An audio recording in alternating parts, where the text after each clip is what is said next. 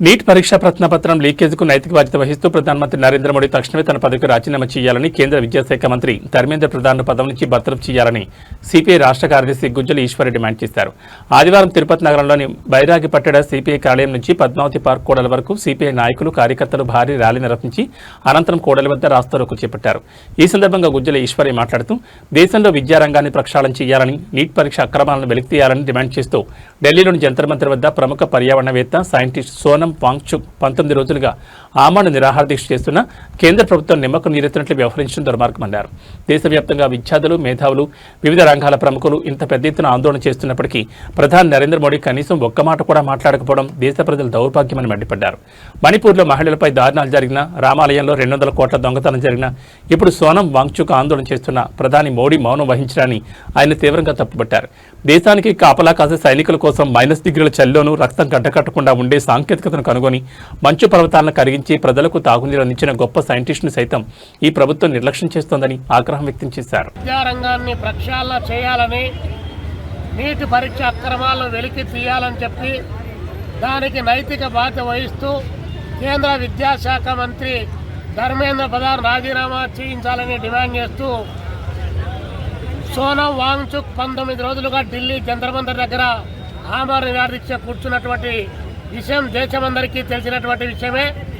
19 రోజుల తర్వాత కేంద్ర ప్రభుత్వం కనీసం దేశవ్యాప్తంగా విద్యార్థులు, మేధావులు, అనేక రంగాలకు చెందినటువంటి ప్రముఖులంతా కూడా పెద్ద ఎత్తున ఆందోళన చేస్తూ ఉంటే ఈ దేశంలో పరిపాలన చేస్తున్నటువంటి నరేంద్ర మోడీ గారు కనీసం ఒక్క మాట కూడా మాట్లాడకపోవడం ఈ దేశ ప్రజల యొక్క దౌర్భాగ్యంగా భావించాల్సినటువంటి పరిస్థితి ఉంది.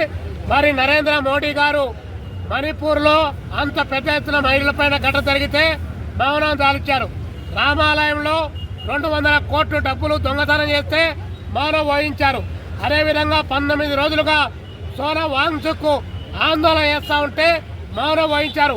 మరి ఈ దేశ ప్రధానమంత్రి దేనికోసం నోరు తెరుస్తారని చెప్పి ఈ సందర్భంగా మేము అడుగుతా ఉన్నాం.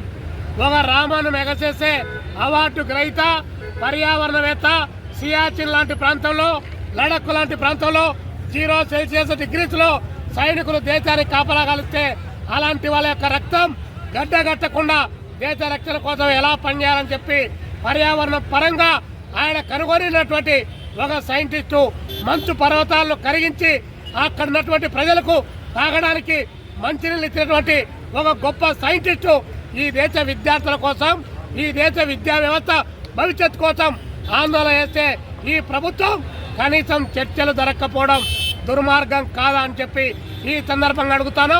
నిన్నటి వరకు విద్యాశాఖ మంత్రి ధర్మేంద్ర ప్రధాన్ రాజీనామా కోరాం. ఈరోజు భారత ప్రధానమంత్రి నరేంద్ర మోడీ ఈ దేశంలో ఆ గద్దె పైన కూర్చోవడం ఈ దేశ ప్రజల దౌర్భాగ్యంగా భావిస్తూ ఈ ప్రధానమంత్రినే దీనికి నైతిక బాధ్యత వహిస్తూ రాజీనామా చేయాలని చెప్పి మేము డిమాండ్ చేస్తా ఉన్నాం. మీరు అధికారంలో ఉన్నప్పుడు దాదాపు 89 పరీక్షలు ఈరోజు దేశవ్యాప్తంగా లీకేజీలే. టెట్ పరీక్ష మొదలుకొని, సిబిఎస్ఈ మొదలుకొని, నీటి పరీక్షలు మొదలుకొని, అనేక రకాలైనటువంటి ఈ యొక్క యూపీపీఎస్సీ మొదలుకొని అన్ని రకాల పరీక్షలు లీకేజ్ అవుతూ ఉంటే ఈ దేశంలో విద్యాశాఖ బతికి ఉందా, చచ్చిపోయిందా, లేకపోతే ఈ విద్యా కార్పొరేట్ల మాఫియాల చేతిలో ఈ విద్యా వ్యవస్థను పెడుతున్నారా?